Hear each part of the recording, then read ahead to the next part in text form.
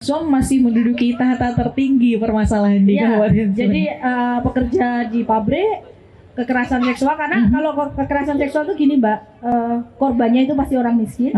Pelakunya adalah orang yang punya kuasa, berpengaruh. Ada relasi kuasa dalam kekerasan seksual. Berkuasa, berpengaruh ini menjadi persoalan tersendiri untuk mereka mendapatkan keadilan. Oke, Sobat PWI, setelah jeda berikut ini kita akan mendengarkan nanti rekomendasi-rekomendasi apa yang akan diberikan oleh Mbak Nunung kepada Ning Firzan dan juga upaya-upaya yang akan dilakukan oleh Ning Firzan setelah jeda berikut ini.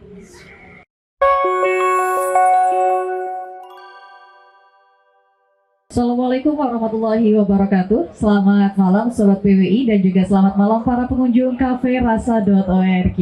Anda menyaksikan program PWI Talk on Stage bersama saya Wildan. Dan malam ini kita kehadiran dua narasumber yang sangat luar biasa, wanita-wanita hebat. Kita sapa terlebih dahulu Firzan Nida Bushro. Selamat malam Ning Firzan ya. Firzan. Karena banyak yang salah manggilnya Ning Firzan. Banyak yang salah manggil saya Firza, padahal saya Firzan, ada sukunnya Firzan. Oke. Ning Firzan ini merupakan anggota legislatif terpilih di Dapil 5 dari Partai Kebangkitan Bangsa atau PKB. Luar biasa sekali.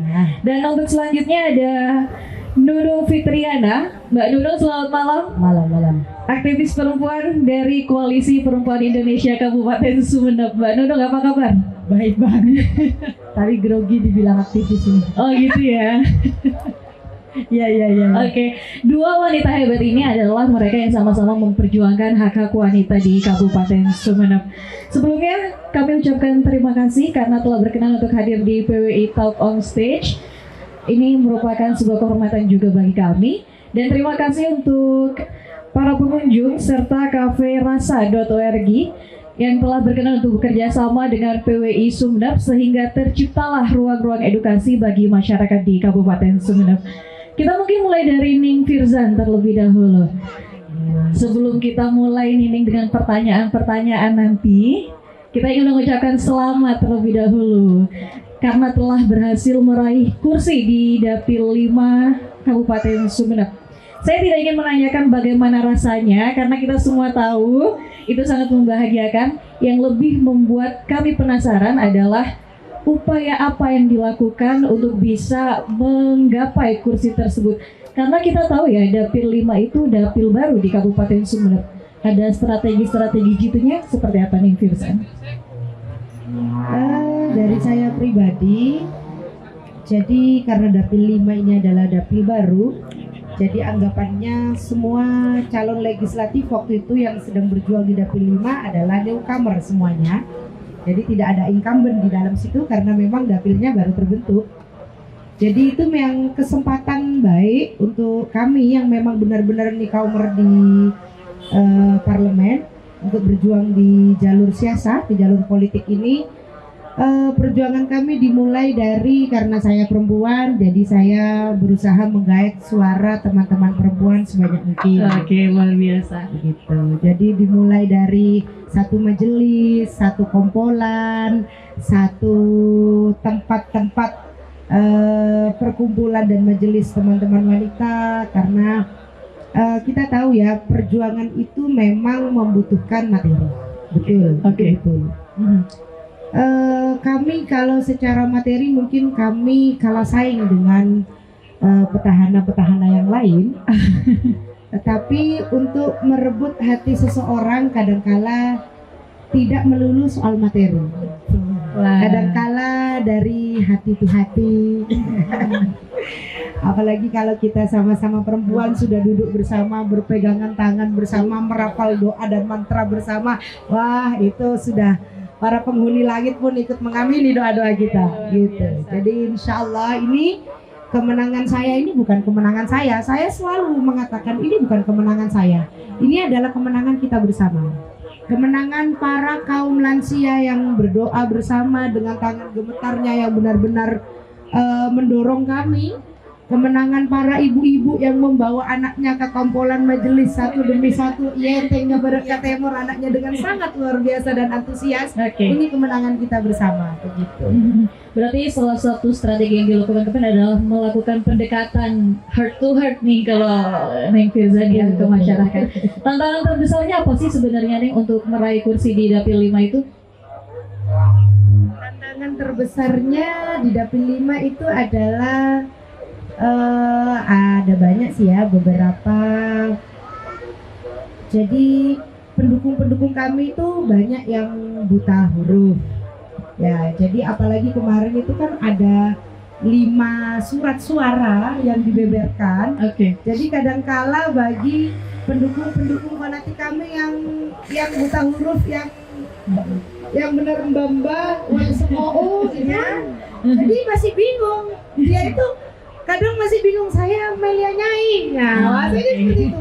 Pokoknya saya Perak Melia Nyai. Begitu. Jadi nggak tahu nomornya dan lain sebagainya. Buka aja susah. Iya, bukanya aja susah. Jadi kadang itu karena mereka hanya tahu nomor saya nomor 5, itu semua itu dicoblos nomor 5. Jadi benar-benar itu ya ada itu termasuk salah satu faktor hambatan. Hingga akhirnya suara PKB di Dapil 5 itu suara partainya saja sangat tinggi ribuan. Suara PKB yang hanya suara partai ya, jadi orang-orang tuh hanya mencoblos partainya saja karena mereka banyak salah gitu, bingung gitu. Itu sangat tinggi ya, karena itu banyak pendukung-pendukung kami, mbak-mbak taretan-taretan kami itu yang pokoknya nyocok PKB begitu. Jadi membludak suara kami di situ karena memang salah satunya itu. Sepertinya nanti buta huruf akan menjadi persoalan yang harus ditangani oleh Neng Firza ya. Itu salah satu PR kami. Ada hal menarik juga nih Sobat PWI dari Neng Firza, karena sebelumnya ternyata beliau berprofesi sebagai seorang dokter. Banyak sekali nih yang penasaran, apakah nanti ketika sudah resmi duduk di kursi parlemen, Neng Firzan akan meninggalkan profesi doktornya atau seperti apa? Tapi yang ingin saya tanyakan lebih kepada Neng Firzan, kenapa akhirnya dari profesi dokter putar setir ke politik? Apakah menurut Neng Firza sebagai seorang dokter masih belum bisa sepenuhnya membantu masyarakat atau seperti apa nih? Pertanyaan ini sering sekali ditanyakan oleh orang-orang kepada saya. Neng Firzan kok banyak yang dikerjakan, sudah penceramah, daiyah kemana-mana, jadi guru ngaji, morok anak santri, organisasi di Fatayat dan lain sebagainya, jadi dokter. Yang mana yang mau dikerjakan? Seperti itu. Kalau saya sih menjawab, itu kan hanya sebutan ya, sebagai seorang dokter, kemudian guru ngaji, kemudian sebagai daiyah, itu kan hanya sebutan beberapa profesi. Tapi menurut saya semua profesi itu memiliki satu sebutan yang sama, yaitu pelayan umat. Ya. Jadi semua profesi itu menurut saya sama, yaitu pelayan umat.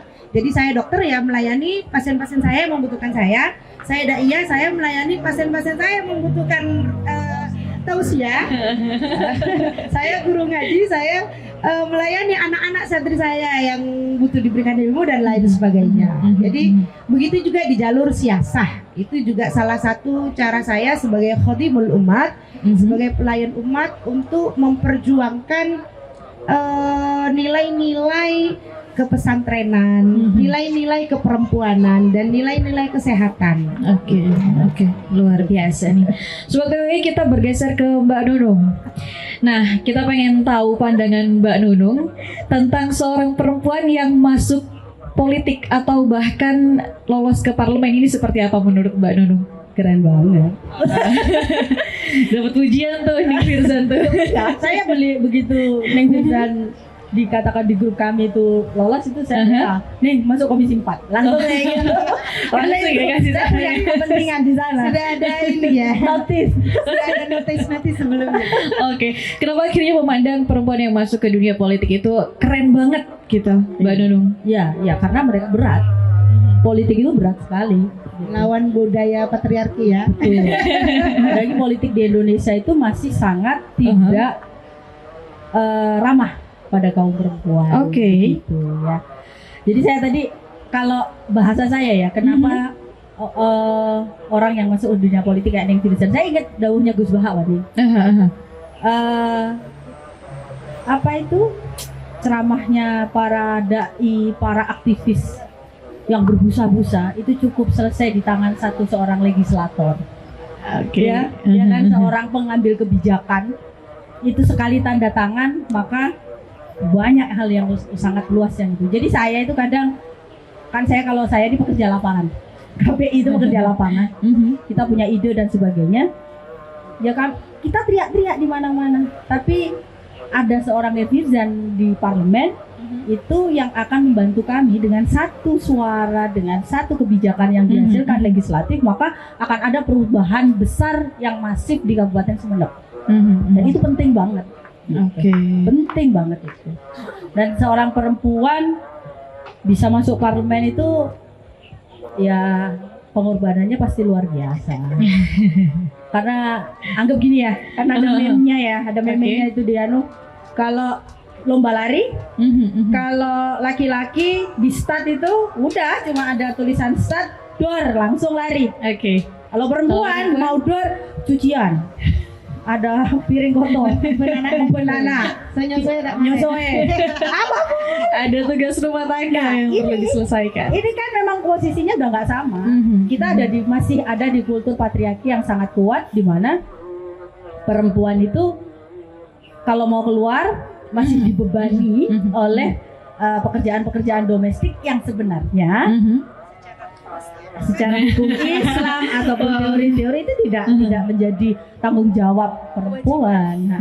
Bukan. Jadi tapi kita masih di kultur itu. Jadi saya bisa membayangkan seorang Neng Firzan yang atau mungkin anggota caleg-caleg yang lain itu pasti dia akan dibebani cucian gimana, masak gimana, anak gimana, habis itu keluar rumah kampanye dan sebagainya, belum menerima isu sana sini, berat. Nanti kita tanyakan itu ke Neng Firzan deh, gimana ya rasanya.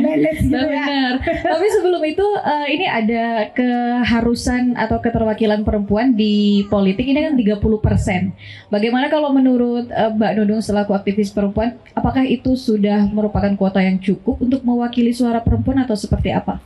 Kalau 30% ini sebenarnya kebijakan afirmatif. Jadi ini salah satu terobosan besar dari aktivis 98, perempuan-perempuan yang berkumpul di tahun 1998 memperjuangkan ini dan akhirnya menjadi undang-undang. Nah, ini kan sering dibully ya sama kaum laki-laki, maunya kesetaraan, tapi kok minta diistimewakan, maunya 30%, maunya apa sih perempuan kayak gitu. Loh, saya harus sampaikan melalui gambar tadi tuh, perempuan itu harus didorong. Bagaimanapun juga, affirmative action itu berlaku untuk kaum-kaum marginal, perempuan, orang-orang miskin, itu memang harus didorong, harus dibantu oleh negara. Karena kalau tidak didorong, sajentade, gitu. Jadi bagi saya itu afirmatif dan itu batas minimal. Batas minimal pun tidak dipenuhi di parlemen, ya kan? Sebenarnya berapa orang nih? Ada dewannya 50 terpenuhi cuma perempuannya 4. Ini kan nggak nyampe. Iya kan? Selalu masih di zona itu kan. Jadi harusnya kan kalau 50 paling tidak 15 lah, gitulah, 15 lah gitu. Jadi biar punya geng kita. Punya geng perempuan. Ada squad tersendiri. Ya gitu. Ada power puff. Tapi selama ini cuma 4 gitu. Ya belum. Kemudian pertanyaan lanjutannya adalah apakah partai-partai di Sumeneb khususnya sudah memaksimalkan hal itu atau sebenarnya 30% keterlibatan perempuan itu hanya sebagai formalitas nih? Pandangannya sebagai aktivis ya. Nanti silakan ya. Nanti kita pandangan politisi. Enggak apa ya. Kalau saya Lebih baik Mbak Nuna yang bicara karena beliau di luar partai ya. Objektif belum. Hanya beberapa partai besar mungkin ya di Sumeneb yang saya melihat ada pembinaan pada kader-kader perempuannya. Selainnya hanya formalitas. Ya biar bisa lolos gitu aja. Yang lain dan itu kan kelihatan produknya di parlemen nanti. Kita lihat produk-produknya. Ampun. Di luar partai soalnya Mbak Nunung. Iya. Oke, kita tanya ke Ning Firzan selaku politisi. Kira-kira sudah dimaksimalkankah keterlibatan perempuan di parlemen itu? Dengan 30% itu ya Ning Firzan, apakah ada pengkaderan yang serius dari partai atau ya sudah hanya sebatas formalitas saja? Kalau berbicara dalam partai, karena saya dari Partai Kebangkitan Bangsa, saya dari PKB, maka saya akan berbicara dari partai saya sendiri. Saya tidak mengerti kalau dari partai lain. Jadi kalau dari partai kami memang kami itu punya grup Serikandi PKB. Ya, jadi kami punya grup Serikandi PKB yang memang di situ membahas kaderisasi, membahas kepemimpinan, kemudian langkah-langkah apa yang harus kami lakukan sebagai seorang perempuan untuk mencari suara. Dan perempuan-perempuan Serikandi di PKB ini sangat-sangat aktif, baik aktif secara jempol, juga aktif secara menyuarakan aspirasinya. Luar biasa, teman-teman PKB Aktif di segala lini gitu ya. Walaupun pada akhirnya di PKB ini hanya saya ya, satu-satunya perempuan di PKB yang terpilih hanya saya. Jadi seluruh teman-teman geng kami di Serikandi ini benar-benar menumpahkan asa dan harapannya kepada kami untuk menyuarakan keinginan-keinginan mereka, harapan-harapan murni dan tulus mereka sebagai seorang perempuan. Gitu. Kalau di partai kami, alhamdulillah PKB cukup memfasilitasi. Oke, luar biasa. Alhamdulillah difasilitasi dengan baik ya kalau di PKB. Kita masih belum tahu kalau di partai-partai yang lain soalnya. Oke, kita tanya ya Mbak Nunung tadi ke Ning Firzan terkait bagaimana sih caranya membagi waktu menjadi seorang politisi dan juga mengurusi beberapa tanggung jawab di rumah tangga sendiri, Ning Firzan. Jadi yang harus dipahami oleh teman-teman semua dan para audiens, perempuan itu adalah satu-satunya makhluk Tuhan yang diciptakan oleh Allah yang memiliki kemampuan multitasking. Setuju ya? Setuju. Kalau Anda tidak percaya, silahkan Anda melihat sekeliling Anda, istri sendiri saja atau ibu kita sendiri gitu ya.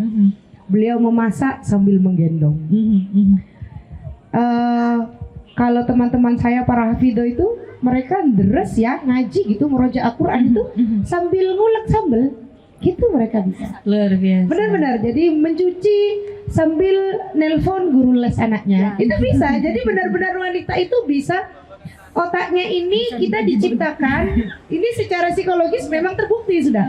Perempuan itu bisa memikirkan banyak hal di dalam satu waktu. Sementara, mohon maaf bapak-bapak, sulit sekali yang bisa seperti itu.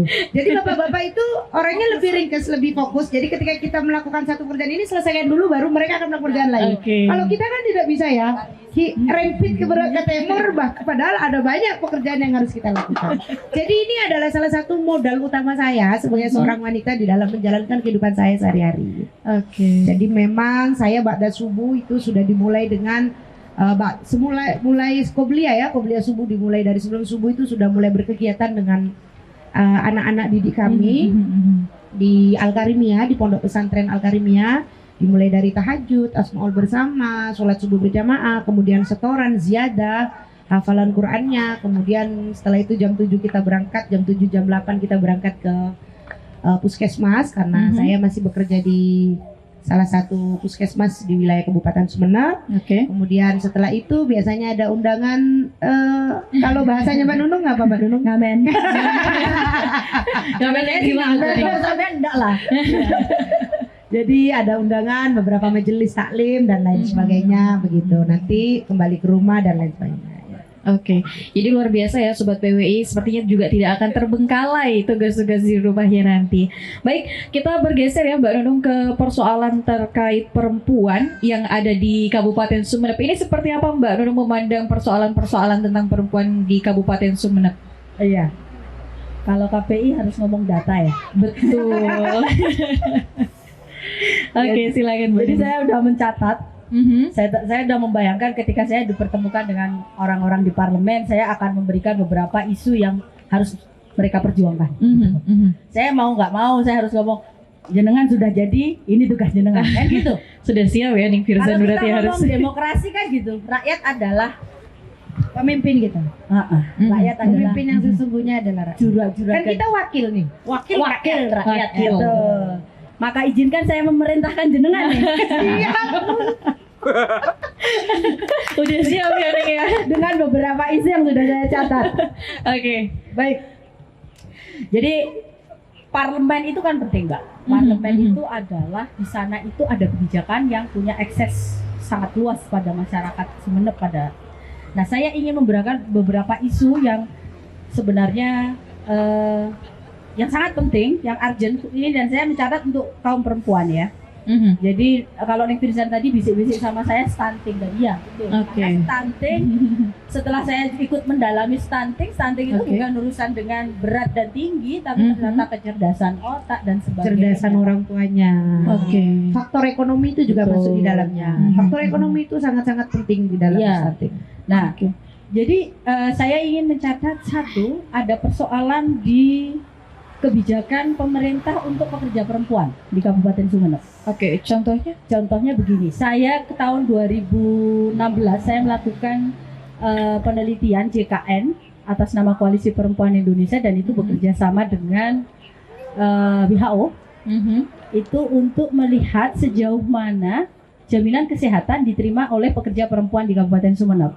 Di situ saya melakukan penelitian di pabrik ikan di Lobuk, terus di daerah nelayan, di kampung di nelayan di daerah Perinduan. Nah, beberapa catatan yang penting, ternyata ini kalau untuk pekerja perempuan itu kan kalau dalam pabrik di pabrik itu di level paling rendah, buruh kasar. Nah, ternyata yang diberikan jaminan kesehatan oleh perusahaan itu adalah para mandor. Mandor yang notabene diisi kaum laki-laki. Sementara kaum perempuan ini tidak punya jaminan kesehatan. Padahal resiko keterganggunya kesehatan alat-alat reproduksi mereka itu ada di perempuan. Saya ambil contoh lagi pekerja pabrik di gudang garam. Ini ya. Saya nanya ke tetangga-tetangga yang banyak bekerja di sana, sampean punya cuti haid nggak? Sampean punya JKN nggak yang difasilitasi oleh pabrik perusahaan? Karena apa? Cuti haid itu penting. Nah, ini mengalami pengalaman perempuan. Nah, ini penting, Mbak. Isu ini tidak akan mudah dipahami oleh anggota legislatif laki-laki. Mereka nggak tahu rasanya dysmenor. Dysmenor ini adalah rasa sakit pada wanita ketika baru merasakan menstruasi. Menstruasi pertama itu biasanya kan ada beberapa ketidaknyamanan kram di perut bagian bawah dan juga di bagian-bagian payudara dan lain sebagainya, itu namanya dysmenor, ketidaknyamanan itu. Dan laki-laki menganggapnya ini biasa. Betul. Padahal cenderung menganggap lebay. Iya, padahal pada beberapa perempuan itu ada yang sampai nggak bisa melakukan aktivitas apapun. Betul, sampai pingsan. Nah, itu ketika itu terjadi kan kita, gitu aja kok sampai kayak gitu. Padahal nggak bisa. Tubuh seorang perempuan itu macam-macam. Nah, apakah ada itu? Ternyata tidak ada. Terus kemarin teman-teman Fatayat nih itu curhat juga sama saya, ada pekerja pabrik ilegal, rokok ilegal di daerah Lenteng Ganding itu. Mereka gajinya minim sekali. Dalam 1 minggu katanya kalau dikalkulasi hanya dapat 97.000. 1 minggu. Nah, itu kan karena mereka ilegal juga sebenarnya kita bisa ya tidak bisa menuntut lebih karena ilegal. Nah, itu tapi kan mereka adalah rakyat kita, kita harus sebenarnya tetap melindungi. Itu di urusan pekerja. Di urusan kekerasan seksual. Ini selalu menjadi banyak sekali ya, luar biasa ya. Tapi kekerasan seksual memang selalu menjadi isu menarik ya Mbak Nunung ya. Ya, menarik tapi hanya di tataran obrolan. Kebijakan dan tindakan yang dilakukan oleh pemerintah dan aparat penegak hukum di Sumeneb itu masih sebatas formalitas. Dan KPI punya data itu. Jadi kemarin Nyon Sewu Neng, saya pernah cerita, makanya saya kenapa nih langsung komisi 4 karena saya agak trauma gitu ke komisi itu gitu. Kita pernah main ke sana, kita audiensi, kita sampaikan fenomena kekerasan seksual di jalan raya. Waktu itu begal payudara.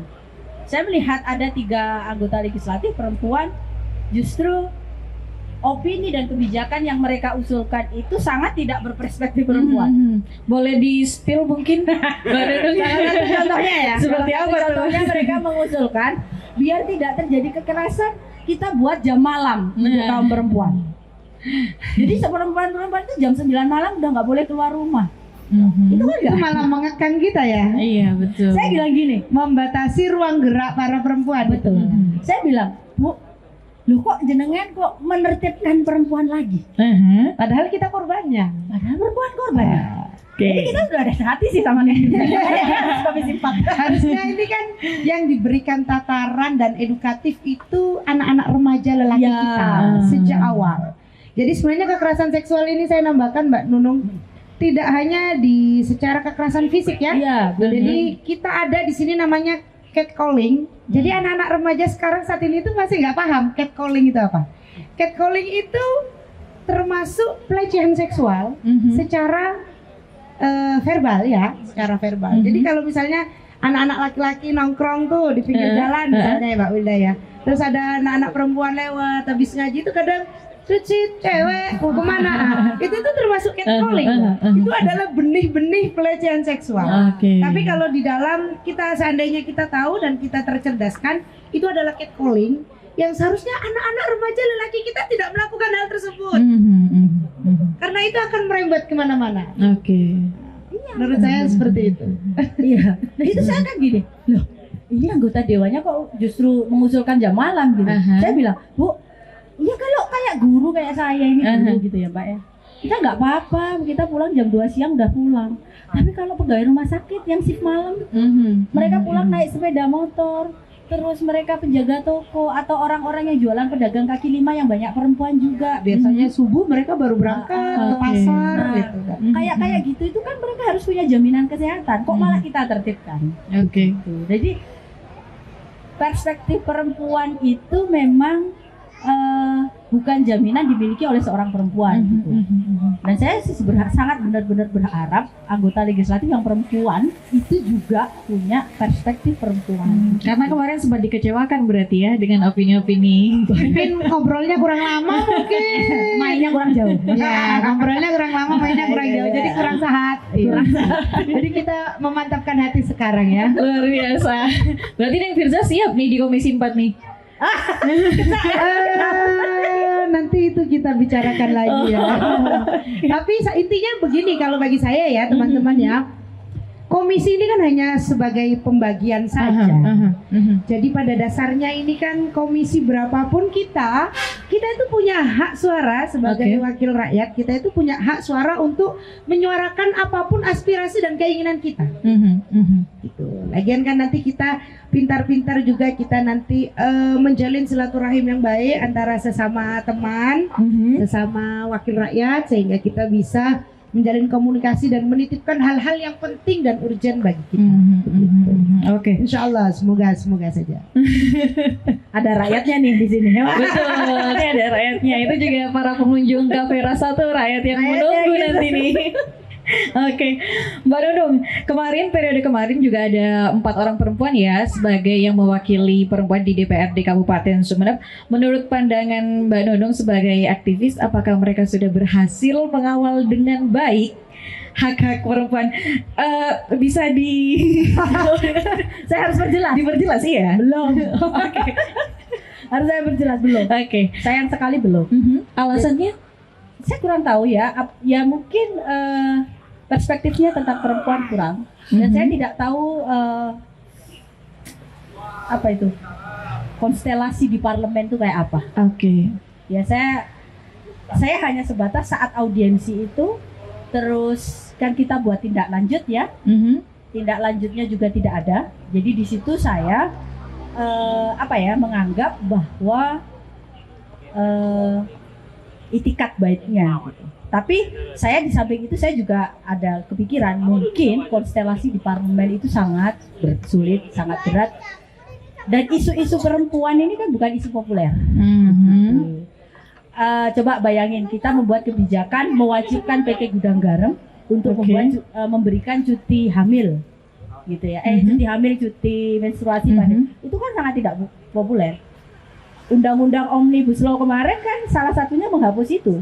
Negara kan yang Omnibus Law kemarin kan salah satu yang dihapus adalah penghapusan cuti hamil atau cuti menstruasi. Oke. Hamil. Kalau hamil ada cuti, tapi menstruasi enggak.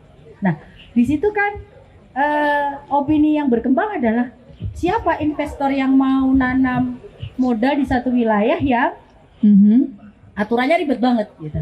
Ya kan? Ngasih cuti, cuti itu kan artinya dia bisa libur tapi tetap digaji kan, Mbak. Kan gitu. Nah, karena berhubungan dengan investor ini kan kemudian konstelasinya kan tidak hanya cukup perempuan itu saja yang berjuang gitu. Harus ada teman-teman lain. Makanya kayak Nevirzan tadi bilang silaturahmi ke banyak orang untuk memperkuat opini itu agar bisa lolos itu kan menjadi salah satu strategi penting gitu. Sebelum kita ke pertanyaan selanjutnya, Wildan mau ke Ning Firzan terlebih dahulu. Ning, kalau tadi kita tahu ya permasalahan di Kabupaten Sumeneb tentang perempuan dari sudut pandang aktivis perempuan yang sudah turun langsung ke lapangan. Kalau menurut Ning Firzan sendiri seperti apa dinamika persoalan-persoalan perempuan di Sumeneb? Jadi gini, sebenarnya tadi menanggapi dengan yang Mbak Nunung juga ya, menjadi seorang wakil rakyat, menjadi dewan itu tidak hanya butuh kecerdasan saja. Oke. Kecerdasan itu memang penting, tetapi itu bukan modal utama kita menjadi seorang dewan, menjadi seorang wakil rakyat untuk berjuang. Modal utama itu adalah berani. Oke. Berani bicara. Cerdas, gak bisa ngomong yang melempem. Aspirasinya bagus nih, anunya bagus, apa ya, afirmasi ide-ide, gagasan-gagasannya itu baik, cemerlang. Tapi kalau dia nggak ngeyel, dia jadi kita tuh harus ngeyel. Dia nggak ngeyel, dia nggak tekad, dia nggak caremi, dia nggak mau bersuara lantang dan sungguh-sungguh memperjuangkan keinginan dan aspirasi masyarakat di bawah itu, ya melempem, kita habis dibantai oleh yang lain. Jadi memang harus berani dan harus pintar berbicara dan berjuang sungguh-sungguh. Itu adalah modal utama untuk menjadi wakil rakyat. Ya, keterampilan lobby. Ya, keterampilan lobby. Cara kita menjalin silaturahmi, bisik-bisik dan itu harus itu penting sekali. Jadi skill manajemen link dan kemampuan muamalah kita itu harus baik. Jadi mungkin bisa dipaparkan nih Ning Firzan nanti kemungkinan program apa atau langkah seperti apa yang akan dilakukan oleh Ning Firzan dalam meminimalisir persoalan-persoalan perempuan di Sumeneb. Ya. Jadi tidak general ya, kalau perempuan itu kan lebih ke spesifik bagi perempuan. Tapi saya sebagai seorang perempuan, saya membawa 3 pilar. Di dalam ide-ide dan gagasan saya sebagai wakil rakyat, yaitu pilar yang pertama di bagian kesehatan. Saya ingin berusaha menjadikan Sumeneb saat ini peringkat 15 loh, dan itu bukan peringkat yang menyenangkan ya, itu ya, itu yang menyedihkan sekali. Bukan sebuah prestasi ya. Bukan prestasi itu ya. Sumeneb ini peringkat ke-15 di seluruh Jawa Timur untuk stunting. Stunting ini adalah gangguan pertumbuhan pada anak-anak kita yang sebenarnya sangat-sangat bisa dicegah apabila anak kita itu dimulai dari menyusui dengan baik, MPASI-nya adekuat, bergizi. Itu dimulai dari ibu hamil hingga sampai menyusui. Nah, itu sebenarnya sangat-sangat bisa dicegah maksudnya. Gitu. Kemudian itu tadi pilar pertama saya di bagian kesehatan. Yang mau saya pegang teguh itu stunting dan TBC. Karena Sumeneb luar biasa, lokus TBC-nya itu Masya Allah itu benar-benar harus kita perjuangkan, karena orang Sumeneb kebanyakan masih ya minim edukasi. Jadi kalau batuk itu maunya ke dukun aja atau ke tukang pijat, nggak mau ketemu kita nih, ketemu dokter tuh nggak mau. Nggak laku berarti. Mohon maaf ya, dukun itu nggak sekolah, kita ini sekolah loh tahun-tahun ya. Tapi kadang-kadang masih kurang dipercaya oleh masyarakat. Itu karena minimnya edukasi sih. Karena lebih percaya gini nih, arwah kecapok di mana? Itu mau capok ya. Tapi insya Allah kalau sama nih dokter, insya Allah diobati dua-duanya. Gitu. Obatnya kita kasih, air Qurannya kita kasih, gitu ya. Jadi kita obati lahir batin. yakin gitu. Guyon ya. Kemudian pilar kedua saya akan membawa tentang keperempuanan. Itu pasti. Nanti insya Allah kita akan menjalin kerjasama dengan Mbak Nunung dan teman-teman aktivis perempuan lainnya tentang pencegahan kekerasan seksual, kemudian kesetaraan, kesejahteraan para pekerja perempuan dan lain sebagainya. Itu nanti akan jadi fokus kita. Bagi saya secara umum sebagai seorang perempuan itu pilar kedua kita. Pilar ketiga saya adalah tentang kepesantrenan. Karena saya berangkat dari pesantren, jadi saya itu minim sekali terhadap guru-guru alif, guru-guru ngaji, guru-guru langker yang rasanya kurang dihargai oleh pemerintah kita. Saya tidak bilang di Kabupaten Sumeneb ya, tapi saya bilang tingkat nasional saja. Coba kita pikirkan saja. Kadang-kala kita bayar, mohon maaf, tanpa menyinggung tenaga pekerja lainnya. Tapi saya aja kadang membayar guru les piano anak saya atau guru les matematika private anak saya. Itu sebulan itu bisa 2 juta, 3 juta, betul ya? Seperti itu ya, guru les private itu. Guru ngaji, ngajinya setiap malam, liburnya cuma hari Jumat. Dan itu yang mengajarkan ilmu akhirat yang akan dibawa mati ke liang lahat.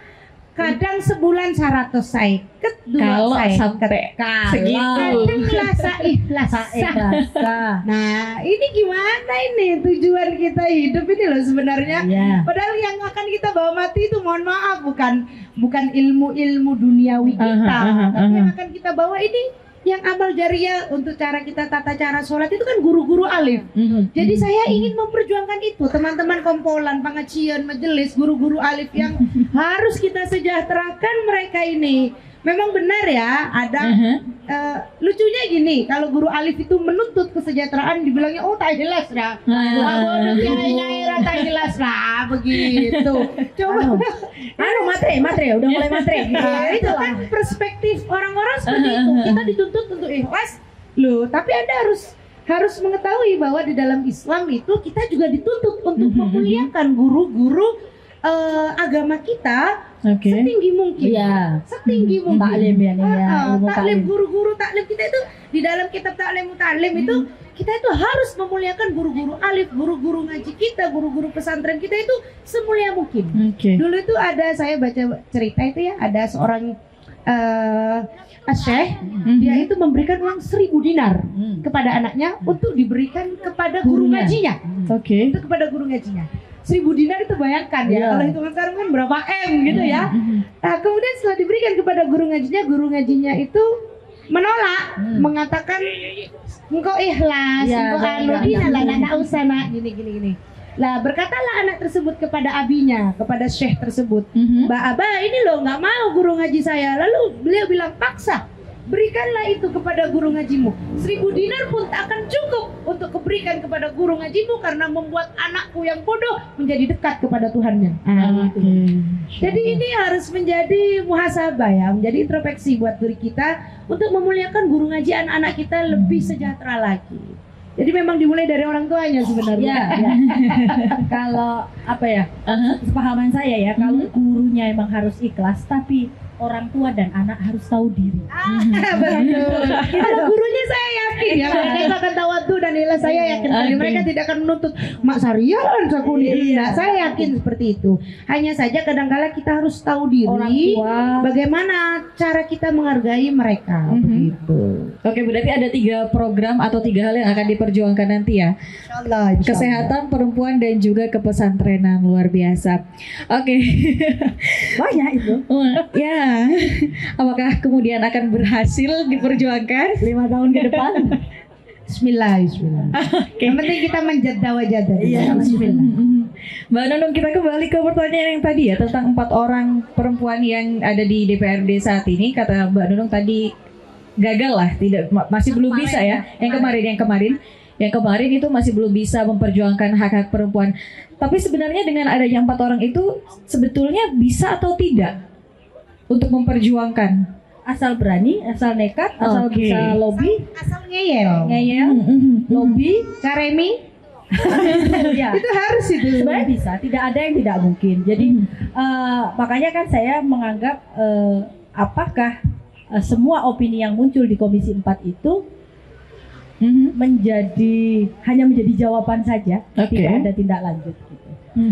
Sangat mungkin sebenarnya, karena saya yakin gini loh, perspektif perempuan itu tidak hanya dimiliki kaum perempuan sebenarnya. Jadi ada beberapa orang, banyak kok tokoh-tokoh nasional kita itu, Gus Dur, Kiai Hussein Muhammad. Gus Dur itu perspektifnya sangat perempuan sekali, meskipun beliau adalah laki-laki. Nah, ini tinggal ketika masuk parlemen, ini ditelisik nih, ini orang-orang yang kira-kira bisa saya ajak berjuang.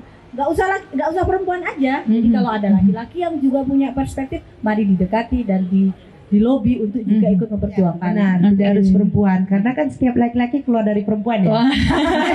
Betul ya Mbak Nini? Bukan keluar dari batu ya. Kan bukan keluar dari batu. Jadi setiap laki-laki keluar dari perempuan. Jadi saya yakin setiap laki-laki di dunia ini itu akan memberikan hal-hal yang terbaik bagi perempuan-perempuan yang mereka cintai, terutama di kalangannya mereka sendiri gitu. Mbak Nunung, ini mungkin juga Mbak Nunung, ini mungkin juga menjadi pandangan ya nanti bagi Ning Firzan ketika sudah resmi duduk di parlemen, permasalahan tentang perempuan yang paling alot untuk diselesaikan di Kabupaten Sumeneb sendiri itu apa? Berdasarkan, karena kan sudah turun langsung ke lapangan nih Mbak Nunung. Yang sebenarnya awal jelas urusan pekerja yang ada di pabrik, karena mereka ini ada di lingkaran perusahaan-perusahaan kapital. Investor itu kan nggak mau dirugikan. Satu. Kedua, kekerasan seksual, jelas. Kekerasan seksual itu apa Mbak? Lingkaran setan ya. Itu kayak gunung es yang muncul di permukaan itu hanya 1-2, tapi sebenarnya di bawah ini ribuan. Terutama di kepulauan, Mbak ya. Kepulauan itu lokus terbesar kekerasan seksual dan sering kali selesai di damai. Kata damai. Kalau ngomong kepulauan cukup mengerikan. Mungkin lebih rasa aib keluarga gitu ya. Faktor itu, terus mereka mau ke pulau itu juga, mau ke daratan juga susah, bolak-balik itu menjadi pertimbangan-pertimbangan lain. Jadi infrastruktur itu juga sangat mempengaruhi apakah mereka mau menyelesaikan atau tidak kayak gitu. Terus lagi persoalan di kepulauan itu kan sebenarnya sangat apa ya? Saya sih berharap anggota-anggota di parlemen juga merubah opini tentang kepulauan. Kepulauan itu kan kalau kami ya ASN itu, kalau ada ASN nakal, birokrat nakal, itu mesti ancamannya gini. Kamu kalau nakal nggak torok nggak boleh. Waduh. Gitu kan? Nah, saya nganggap pulau ini kok jadi tempat pembuangan. Masa depan orang-orang pulau ini kayak apa gitu loh. Kalau pulau hanya diisi orang-orang buangan, orang-orang yang. Nah, jadi saya ingin kemarin saya waktu acara di UN Women, saya sudah ngobrol dengan direktur programnya UN Women itu, Mbak Dwi Faiz, itu dia bilang kepulauan ini sebenarnya ada, mungkin nanti yang bisa lanjuti ke pusat mencari informasi. Jadi di SDGs itu ada program untuk kepulauan. Jadi di SDGs itu ada no one left behind. Jadi tidak boleh ada yang tertinggal sama sekali dalam proses pembangunan, termasuk kepulauan. Karena kepulauan itu di mana-mana itu menjadi persoalan gitu ya, marginal ya marginal karena ya lokasinya jauh dan sebagainya. Dan rata-rata kasus kekerasan di pulau itu terjadi pada kaum miskin sekali. Berarti kekerasan seksual masih menduduki tahta tertinggi permasalahan di Kabupaten. Jadi pekerja di pabrik, kekerasan seksual, karena kalau kekerasan seksual itu gini Mbak, korbannya itu pasti orang miskin. Pelakunya adalah orang yang punya kuasa, berpengaruh. Ada relasi kuasa dalam kekerasan seksual. Berkuasa, berpengaruh, ini menjadi persoalan tersendiri ya, untuk mereka mendapatkan keadilan. Oke, Sobat PWI, setelah jeda berikut ini kita akan mendengarkan nanti rekomendasi apa yang akan diberikan oleh Mbak Nunung kepada Ning Firzan dan juga upaya-upaya yang akan dilakukan oleh Ning Firzan setelah jeda berikut ini.